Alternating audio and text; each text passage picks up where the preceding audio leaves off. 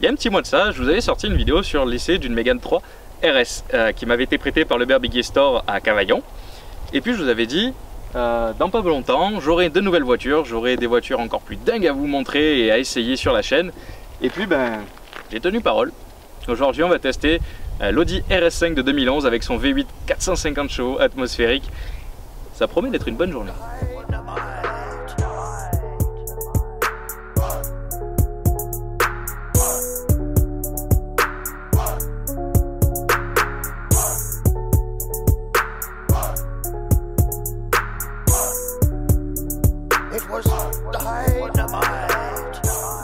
Au niveau du design extérieur, c'est une Audi A5 normale qui a été un petit peu musclée. Donc on a une calandre qui est beaucoup plus ajourée qu'une Audi A5. On a la grille en nid d'abeille qui est chromée.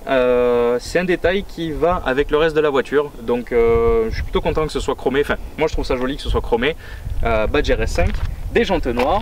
On arrive ici sur des rétroviseurs qui sont couleur aluminium brossé. C'est typique de la gamme S et RS chez Audi. Quand on a ces rétros là, généralement c'est qu'on est sur du S ou RS comme je l'ai dit. Après forcément il y a toujours des exceptions qui dérogent à la règle.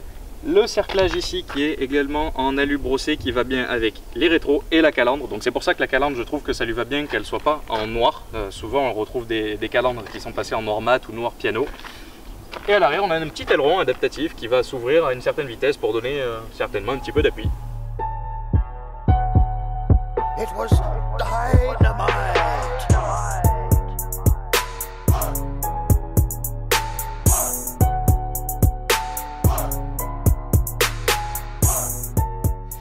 On a un volant qui, pour moi, est un petit peu vieilli dans le temps. C'est un volant qui, aujourd'hui, bon, fait un peu vieux. Après, c'est un volant qui fêtera ses 10 ans l'année prochaine. Donc bon, c'est pas non plus anormal. Le sélecteur de la boîte de vitesse automatique qui est toujours présent sur la gamme Audi actuelle.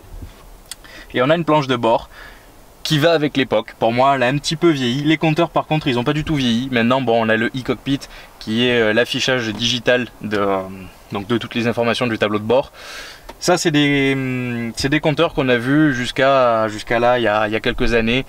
C'est des compteurs qui étaient sur les RS6, sur les R8. Donc, c'est des compteurs qui sont pour moi encore un petit peu au goût du jour. Après, voilà, la planche de bord, elle est dans son jus, elle est d'époque. Mais je trouve que c'est très bien fini et c'est fonctionnel.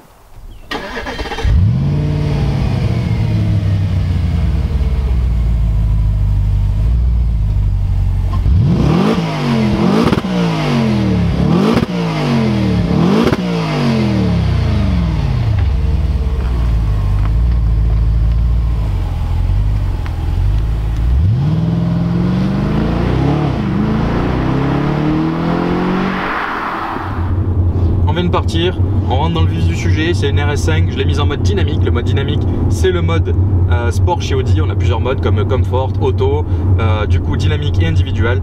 Sachant que le mode individual, c'est le mode où vous allez pouvoir paramétrer la voiture comme vous voulez. Chacun des points de la voiture, vous allez pouvoir les régler comme vous voulez. Là, on va mettre la boîte en mode manuel, donc on va pouvoir passer les rapports avec les palettes.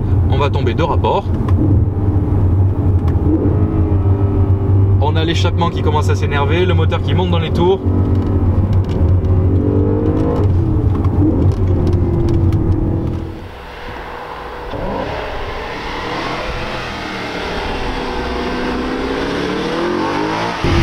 Alors cette voiture est équipée du Quattro. Le Quattro signifie qu'il y a 4 roues motrices, signifie qu'il est possible d'envoyer de la puissance sur 4 roues, mais ne signifie pas 4 vraies roues motrices permanentes, puisque il y a une gestion de tout ça et la voiture peut décider d'envoyer plus ou moins de puissance sur l'arrière et sur l'avant dans certaines conditions.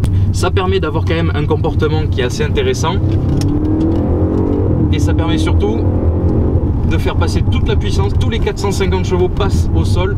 C'est assez impressionnant parce que du coup c'est d'une efficacité redoutable. Et alors là dans les virages, je sais pas si vous avez déjà pris le train, c'est à peu près pareil, on est sur des rails et la voiture ne bouge absolument pas.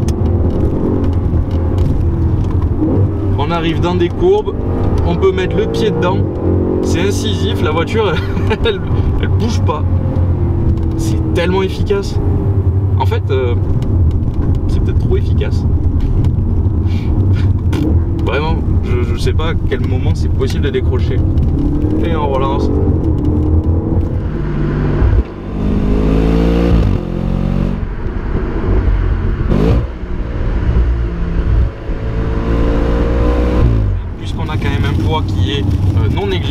tonnes 7. C'est relativement lourd pour une voiture, on va dire pour une sportive. Mais le moteur permet de mouvoir tout cet ensemble.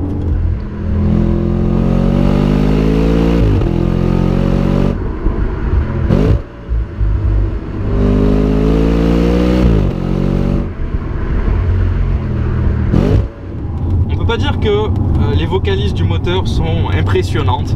Je pense que d'ailleurs c'est un des défauts de la voiture, c'est qu'elle n'est pas livrée avec un échappement Miltech d'origine. C'est quelque chose qui à mon avis doit pouvoir se corriger très facilement.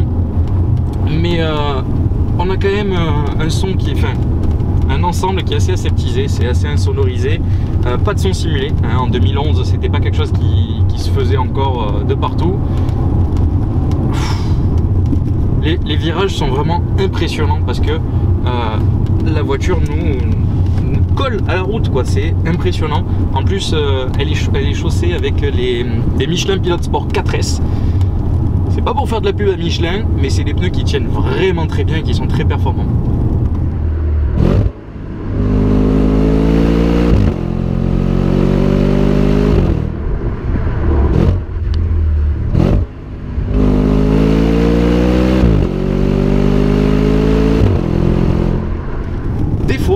C'est vraiment énervant que ce soit si performant parce que au final c'est tellement accessible que on arrive presque, je dis bien presque, à s'ennuyer. Je sais pas si c'est parce que je suis jeune et que j'ai plus envie d'avoir une voiture qui veut ma mort, mais je suis plus partisan de ses concurrentes, à savoir la M3 E92 et la Mercedes oui, C63 AMG, donc de la même époque, parce que ce sont des voitures qui sont en pure propulsion et qui franchement mettent la gomme. C'est des voitures qui sont un petit peu plus compliquées à conduire. La M3 d'ailleurs, BMW fait de la communication sur le fait qu'elle est capable de faire du drift. Ça vous laisse imaginer le tempérament de la voiture. Donc c'est vraiment deux philosophies très différentes. Et là j'ai envie de connaître un petit peu votre point de vue. Donc dites-moi si vous êtes plutôt la propulsion BMW Mercedes ou si vous êtes plutôt un adepte de Audi avec son système Quattro et son système RS, enfin les RS de chez Audi. Et surtout dites-moi pourquoi. Parce que oui, dire Audi c'est mieux que BM, déjà c'est pas vrai. Je vais créer des gros débats. Mais non, mais ce serait intéressant là. Donc dans les commentaires, dites-moi un petit peu ce que vous préférez, Audi, BMW, Mercedes et pourquoi. Les virages c'est vraiment impressionnant. Et on relance. Allez, on arrive sur la fin de cette vidéo. J'espère que vous avez passé un bon moment. Je vous laisse me dire dans les commentaires un petit peu ce que vous en avez pensé, parce que je sais que quand on parle d'Audi, il y a des sujets à débat, ça va être assez intéressant je pense. Et puis je vous invite à aller retrouver le B-Store, le Berbiguier Store sur leur site internet et leurs réseaux sociaux dont Instagram. Toutes les informations sont dans la description bien entendu. Et puis à vous abonner à ma chaîne YouTube pour voir toutes les prochaines vidéos, parce qu'il y en aura d'autres avec des voitures toujours encore plus intéressantes. Et puis je vous dis à très bientôt pour une nouvelle vidéo. Ciao!